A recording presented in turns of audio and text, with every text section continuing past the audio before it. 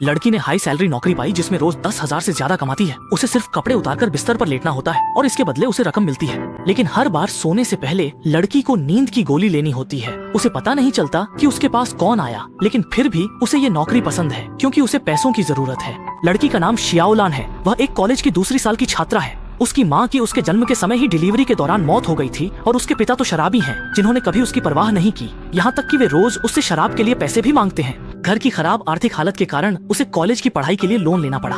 कर्ज चुकाने के लिए शियाओलान को 3 नौकरियां करनी पड़ती हैं। खाली समय में वह एक रेस्टोरेंट में वेट्रेस है और स्कूल के बाद दवा कंपनी में नई दवाओं की टेस्टिंग करती है। यहाँ तक कि रात के 12 बजे भी उसे बार में जाकर ग्राहकों के साथ शराब पीनी पड़ती है। जो भी ज्यादा पैसे देता है वह उसी के साथ घर चली जाती है। फिर भी इतनी मेहनत के बावजूद उसकी जिंदगी बेहद गरीबी में कट रही थी।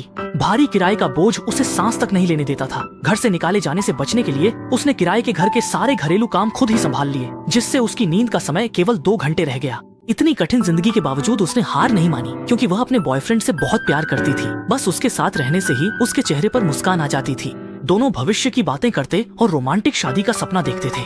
लेकिन दुर्भाग्यवश उसके बॉयफ्रेंड को एक लाइलाज गंभीर बीमारी थी और उसकी जिंदगी कभी भी खत्म हो सकती थी।